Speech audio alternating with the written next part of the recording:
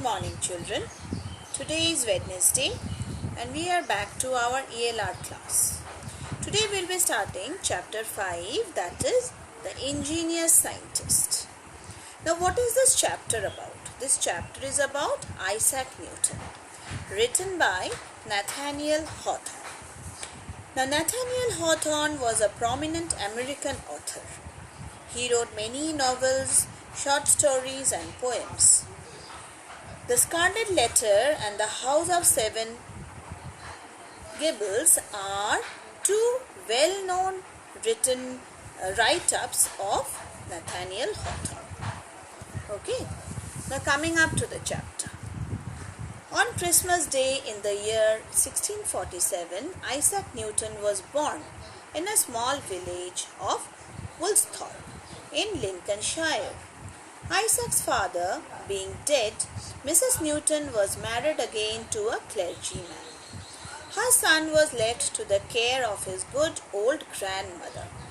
Though not a very bright scholar, Isaac was remarkable for his ingenuity in all mechanical occupations.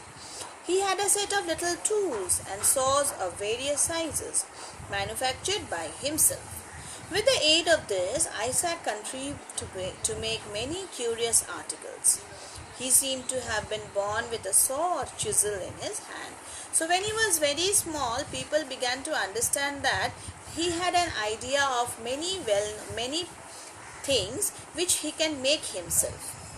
Okay, he began to make many small articles himself with the help of small tools which he had. Okay, now the second paragraph. Some of his friends, no doubt, advised Isaac's grandmother to apprentice him to a clockmaker. For besides his mathematics, which could be very useful to him in that profession, and then in due time, Isaac would set up for himself and would manufacture curious clocks. Indeed, he had already made one of the kind which nobody had ever heard of before. It was set going not by wheels and weights like other clocks, but by the dropping of water. This was an object of great wonderment to all the people round about. Besides the water clock, Isaac made a sundial. Thus, his grandmother was never at a loss to know the hour, for the water clock would tell it in the shade and sundial in the sunshine. So Isaac, he grew up with his grandmother. You all saw in paragraph 1. Now when he grew up a little, many people suggested his grandmother to give him, make him apprentice, means make him work with a clockmaker, because he had great knowledge of mathematics. So by the time he began to make some clocks himself also. Okay, many curious clocks. Now some of the clocks which he made one was a water clock and the other one was a sundial. Now the water clock helped his grandmother to know time when there was a shade, and the sundial helped his grandmother to know the time when it was sunshine. So both the things he made for his grandmother, but it was very helpful for the whole world. Isaac possessed a wonderful faculty of acquiring knowledge by the simplest means. For instances, to gauge the strength of the wind, he jumped against the wind. How much was the strength of the wind? He could measure when he jumped against it. And by the length of his jump, he could calculate the force of a gentle breeze. He could calculate the force of the breeze by the length he could jump. A brisk gale or a tempest. Thus, even in his boyish sports, he was continually searching out the secrets of philosophy. What was the philosophy behind what? Everything was done by him in his simple sports. Not far from his grandmother's residence, there was a windmill, which operated on a new plan. Isaac spent many hours in examining its various parts. While the mill was at rest, he pried into its internal machinery.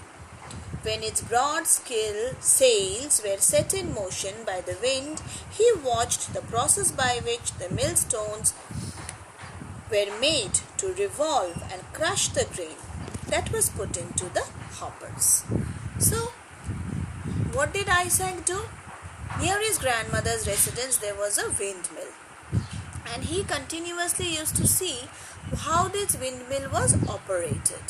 He spent many hours examining the various parts of it. He pried its internal machinery.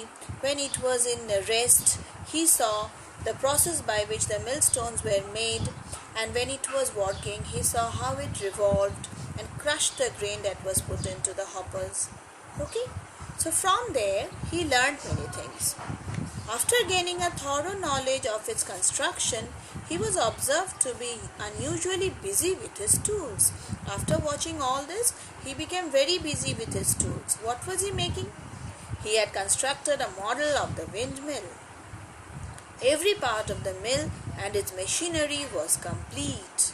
Its little sails were neatly made of linen and whirled round very swiftly when the mill was placed in a draught of air.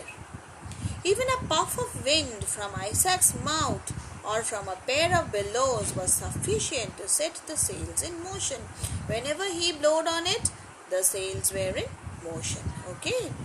And what was most curious, if a handful of grains of wheat was put into the little hopper, they would soon be converted into snow white flour. So that small machine which he made, that also crushed the small grains which he was giving into flour. Isaac's playmates were enchanted with his new windmill.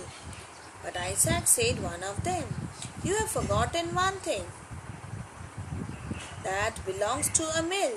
"What is that?" said Isaac, for he supposed that from the roof of the mill to its foundation he had forgotten nothing. So till here today. Okay, children? Now there are 2 more pages left over, and we will be doing these 2 pages the next day. Now I am sending you all question number 1, 2, 3 and 4, and 5, 6 and 7 we will be doing later on. Okay? Now you all will write down the meanings also and some spellings also. Okay, children? Thank you.